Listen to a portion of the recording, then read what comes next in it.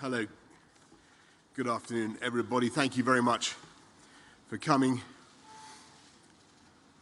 Before I went back to last week to London, I warned everybody about the danger of false optimism and not to allow ourselves to think that progress that we need is going to be easy.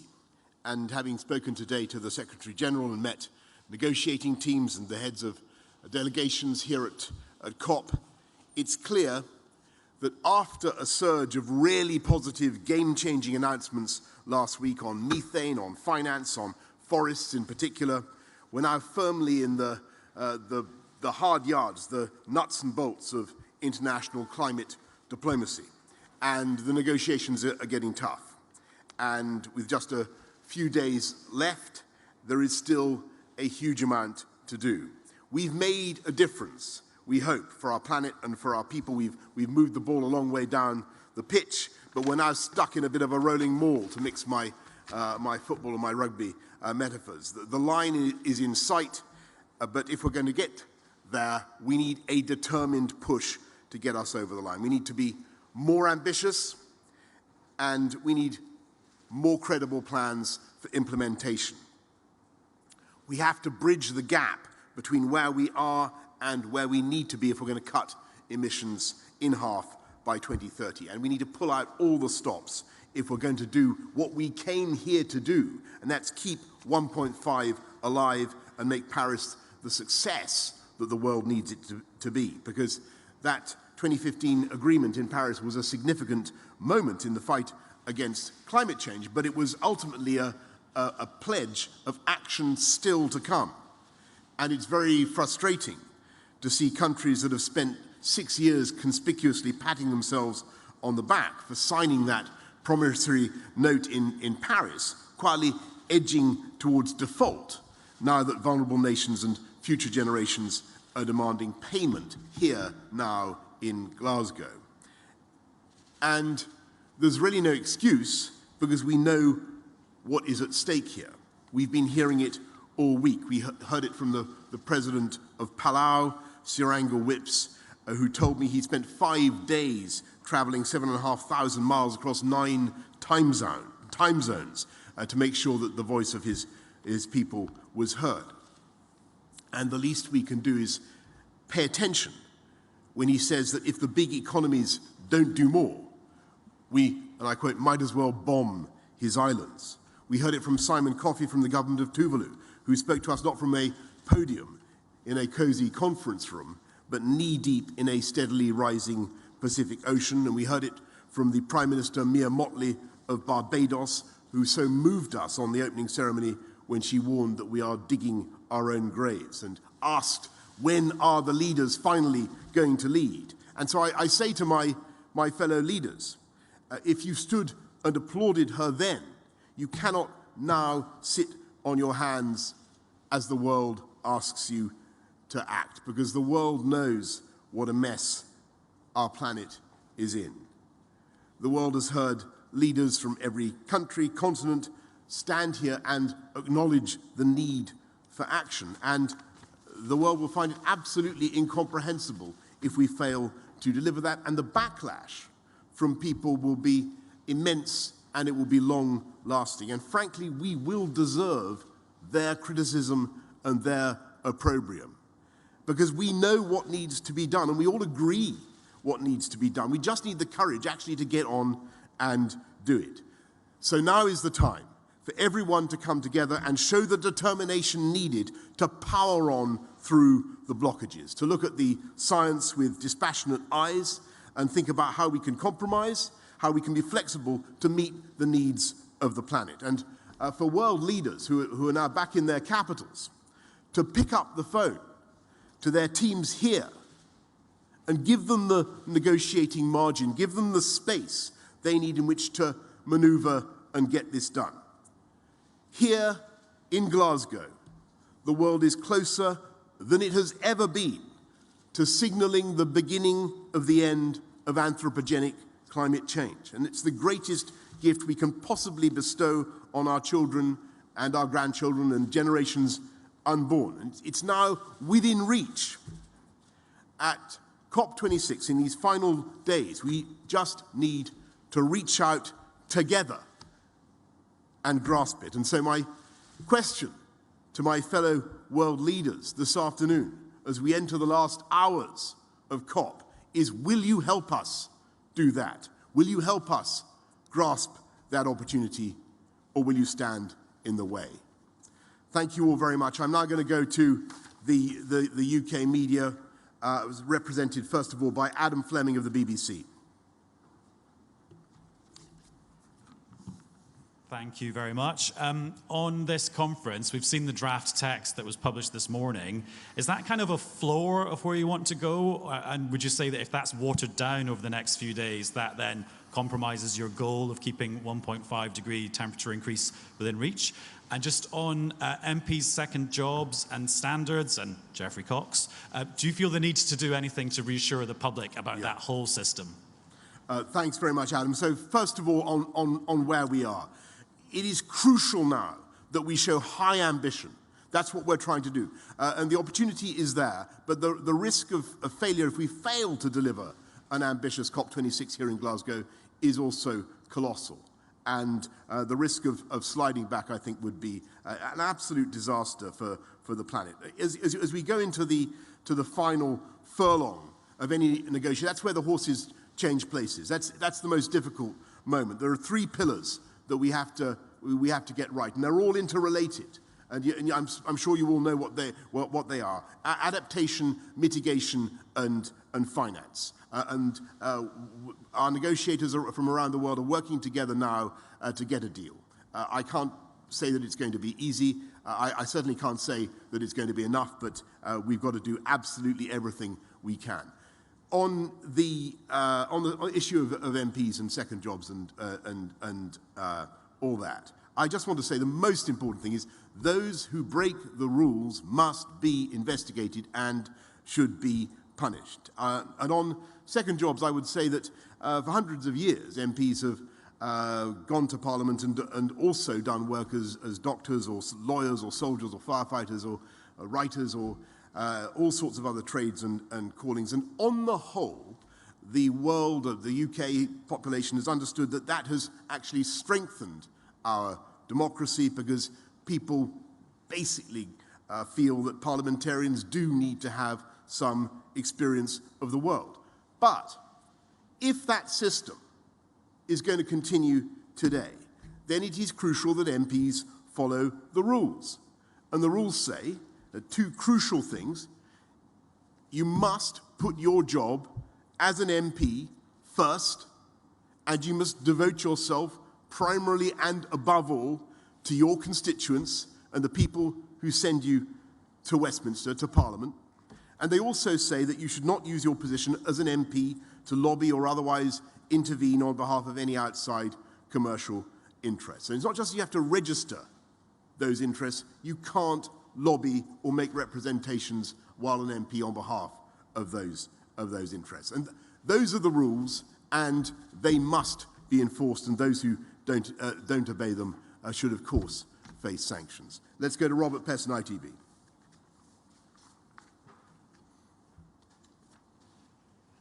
Prime Minister. The UN's own environment expert said last night that countries have promised only half the cuts in greenhouse gases needed by 2030 to keep global warming to 1.5 degrees. As of now, you have failed to keep 1.5 alive. What can you do in these remaining days to rescue it? And just to go back to the issue of Owen Paterson and indeed, as you say, to Cox. The Speaker has said that your actions in ordering your MPs to vote against the immediate punishment of Owen Paterson brought the Commons into disrepute. That's what he said. So do you want to use this moment to apologise? So thanks, Robert. First of all, on whether we can keep 1.5 alive, I agree with you. I think it's in the balance. We had if I had to define where we've been in the last few days, we had a surge of of activity in the first couple of days. Things moved. There was the feeling of life under the keel. We went forward.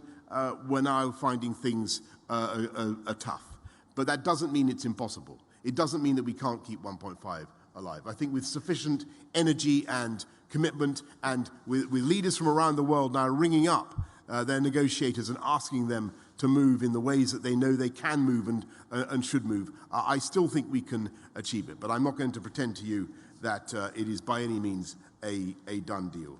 And on your second point, look, there are a couple of things I would say. That the first is that anybody, as I said actually in that debate last week, anybody who breaks the rules, who engages in, the first thing I said, anybody who engages in paid advocacy in the House of Commons should be punished and should face the appropriate sanction. What we're trying to do, and I think what MPs across the House of Commons are still interested in seeing whether there's a cross-party agreement can be reached, is on reform of the process, and I know that the Parliamentary Standards Committee is looking at whether they can at reform as well. Chris Bryant's committee is also, I think, looking at the possibility of reform. And those two things should obviously be kept completely separate. Let's go to Beth Rigby of Sky News. Thank you. Prime Minister, you just talked about world leaders stepping up, but you also talked about world leaders standing in the way. Who do you need to move to get that ball into the goal? And just despite the political momentum you have brought to COP, which I think people agree, you've only got 48 more hours. It doesn't look like it's going to happen. Do you accept that this summit could end up as a very important staging post to delivering the Paris Accord, but actually we should now look to many more months of negotiation and look towards Egypt?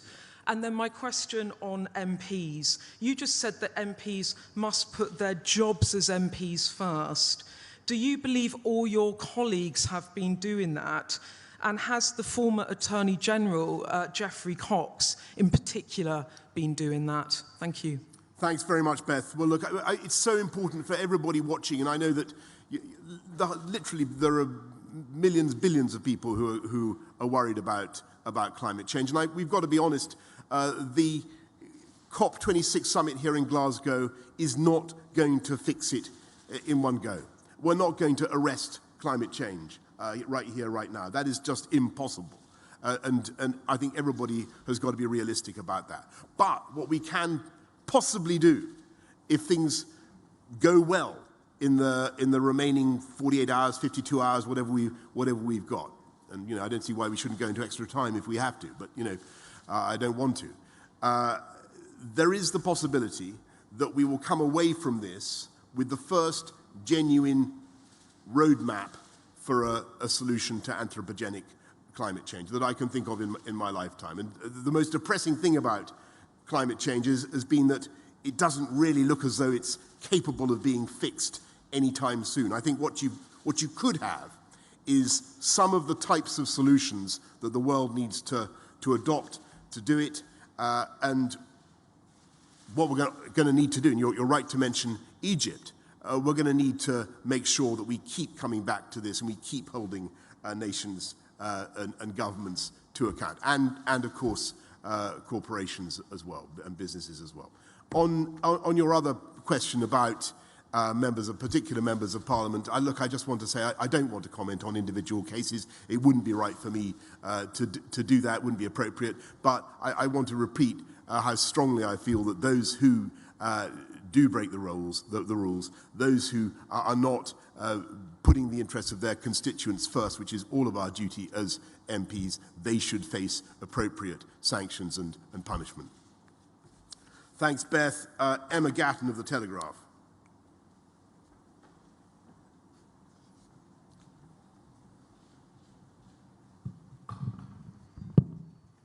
Hello. On MPs, And what is your message to voters who are alarmed by headlines saying that Tory sleaze has returned?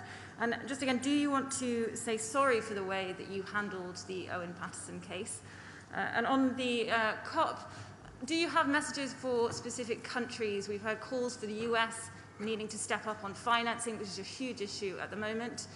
You spoke to Saudi Arabia this morning. They've also been accused of blocking talks. China has not come forward with enough at this COP.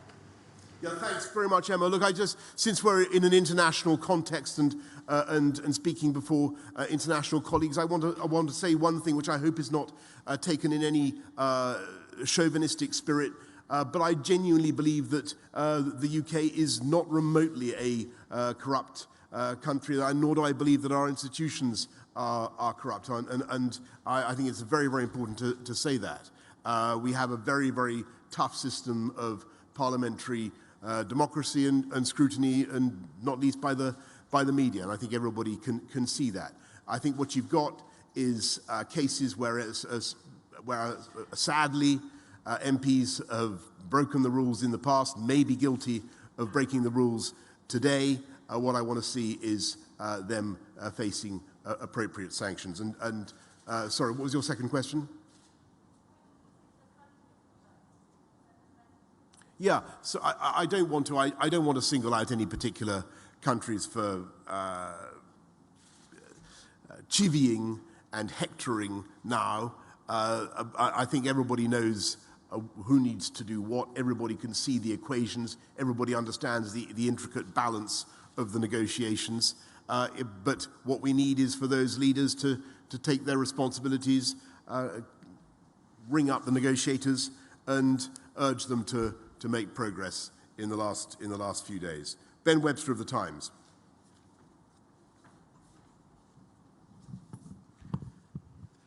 Tomorrow, Denmark and Costa Rica are going to launch here at COP26, the Beyond Oil and Gas Alliance, with the quite modest aim of phasing out oil and gas over the next 30 years.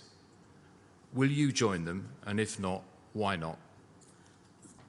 Thank you, Ben. What we want to do is move beyond hydrocarbons completely in the UK and do it as fast as possible. We set an absolutely blistering pace for moving beyond hydrocarbon internal combustion engine vehicles. Where no new ICE cars will be sold in the UK from 2030. We're going to decarbonise our power system by 2035.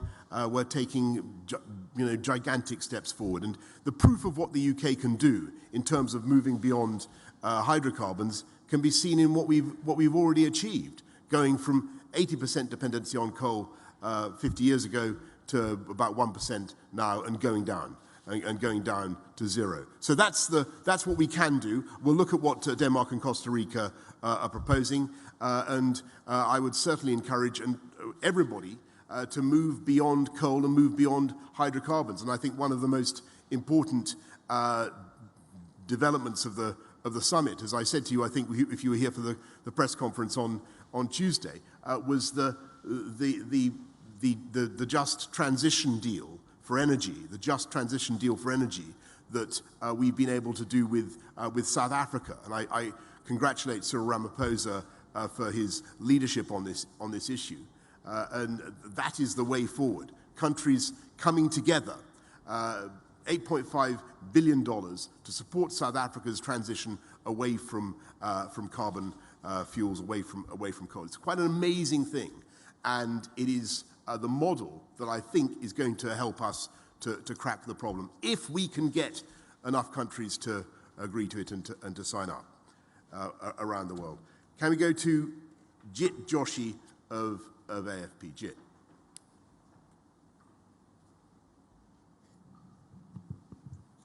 Thank you, Prime Minister. What tangible difference has your presence here made, and if positive at all, why not stay until the end, whenever that might be, in order to get that ball definitively over the line? And secondly, are you confident that your own actions, both as an MP and as a minister, are entirely above reproach and would pass muster in any standards investigation that might come up? Yeah, thanks. Well, on the second point first, all my declarations are in conformity with the rules, and you can certainly study them, and that will remain the case. On what have I done, Jit, in the last few hours since I've been here, and has my contribution been of any value? Well, what I've tried to do, I think it's probably for others to comment on that, what I've tried to do is to listen to what the NGOs have had to say, listen to some of those who haven't been actually negotiating, but who speak for hundreds of millions, if not billions of people around the world, but also to talk to the ministerial negotiating teams about how they're getting on, and to encourage them to make some progress and to keep going. They've been hard at it. These are the people who've been helping the British presidency, ministers from around the world who've been joining together to try to get this thing over the line. They've been working unbelievably hard, and we've just been encouraging them, trying to set some goals, some things that we think we've really got to achieve, and trying to get them to focus, as I said, on those three pillars: adaptation, mitigation, and finance. And as you look at the final period of this negotiation, there's no doubt at all that finance is the great solvent that matters. It's finance that will, if we can unlock this, if we can make progress, it will depend on the finance. And that fundamental compact between the developing world, the climate vulnerable world, and we in the developed world, who are overwhelmingly responsible historically for emissions, and who continue to be responsible for so much of the emissions around the world. And with that, I'm very, very sorry to tell you that I have to go and catch a climate-friendly means of transport back to London. Thank you, everybody. Thank you.